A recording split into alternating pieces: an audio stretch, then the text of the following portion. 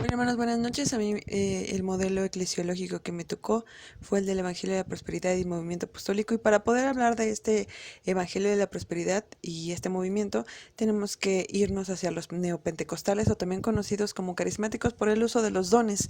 Em, este movimiento neopentecostal se origina en los años 40, cuenta con tres olas. La tercera es la que a nosotros nos va a importar para esta investigación y es donde se practican los dones del espíritu, pero se rehusaba o se rehúsa a integrarse a una iglesia que nosotros vamos a conocer como histórica, ya sea presbiteriana, bautista o de eh, cualquier denominación.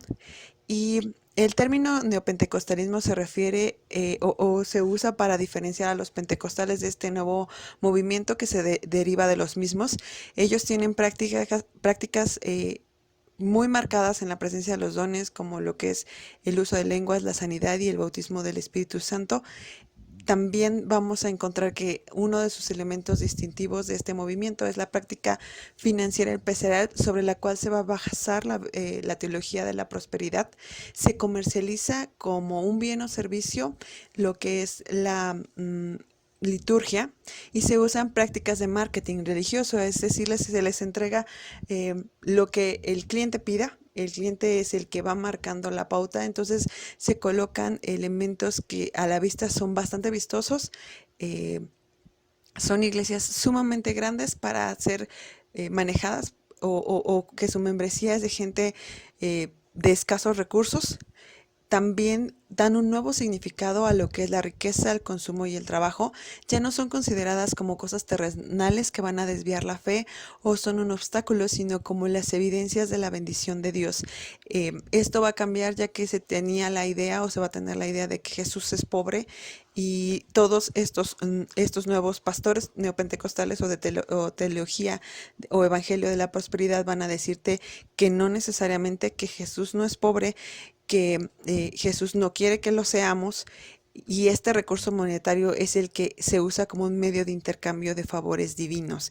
Es decir, tú le das, tú siembras, tú das la semilla, como lo vemos en algunas maratónicas de enlace, y entonces tú vas a recibir lo que estás exactamente pidiendo. Se hace una fusión dinámica entre lo que es la fe y el dinero. Eh, para mí es muy importante hablar en las diferencias entre los pentecostales y los neopentecostales. Y bueno, la principal es el bautismo del Espíritu Santo, mientras que para los pentecostales es una evidencia de que eres salvo o de la salvación. Para los neopentecostales solamente es una característica, un don de los que Dios le ha dado a su iglesia, pero no determina la estancia o la salvación de alguno de los congregantes. Otra diferencia es que en su forma de organización tienen por ejemplo, los pentecostales denominaciones episcopales y los neopentecostales lo que hacen es hacen formas, iglesias locales se agrupan de maneras independientes y entre ellas forman lo que llamamos como coberturas. También una estrategia que tienen los pentecostales y las denominaciones históricas es que centran el eje principal en el santuario o en las instalaciones. La autoridad está en el pastor y mientras que los neopentecostales utilizan las reuniones en los hogares para diferentes objetivos. La idea no solamente es evangelizar, sino también tener una vida en comunidad dentro de la iglesia, como la iglesia, pero no dentro de sus instalaciones. Otra diferencia es su forma de gobierno.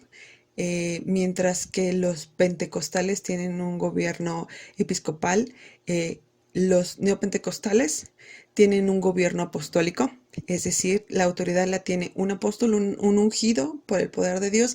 Y aquí tenemos esas frases en las que hemos escuchado de no toquéis al ungido de Jehová, se centra solamente en una persona. Su representante más importante, de acuerdo a mi investigación, es Peter Warner, que él es el más famoso de todos ellos. Él comienza esta tercera ola.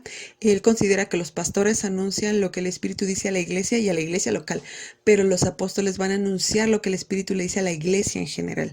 Él da 6 puntos en los cuales Dios le ha revelado a través de Efesios 6 cómo es que ahora los profetas y apóstoles van a estar trabajando en la vida de la iglesia.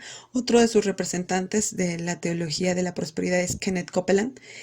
Para él, la para prosperar es que es sobresalir o subir a un nivel más alto. No es un accidente, sino que de acuerdo a la palabra de Dios, prosperar es una opción y es una opción personal y es un proceso espiritual. Entonces, mientras más próspero seas, más vas avanzando en el camino espiritual. Y uno de nuestros representantes en Latinoamérica es Cash Luna.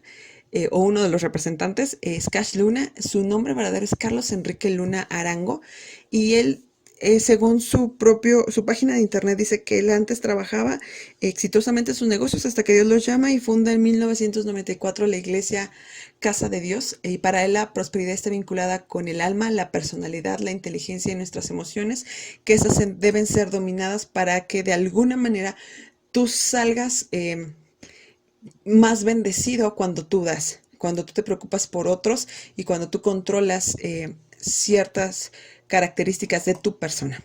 Entonces, la prosperidad depende de ti, es una característica de este movimiento de la teología de la prosperidad.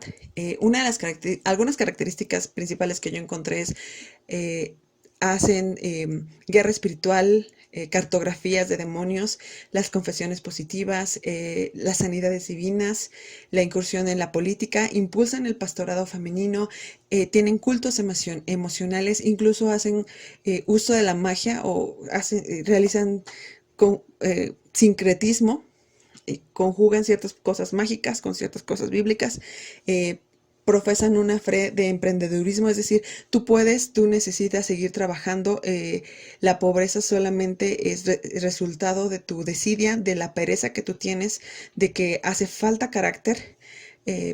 Y este discurso sirve para que los feligreses, que son los más pobres en las sociedades latinoamericanas, sean atraídos por esto, con la promesa de que mientras más tú des, Dios más te va a dar y puedas tú mismo sacarte dando a otros.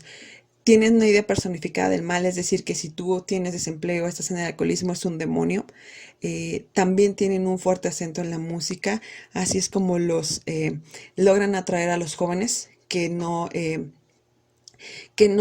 siempre quieren participar, entonces encuentran en la música algo atractivo y entonces empiezan a formar grupos de teatro, de mimos, de danza y esto hace que las personas, que la gente joven no salga de sus iglesias, sino que participe activamente en ellas.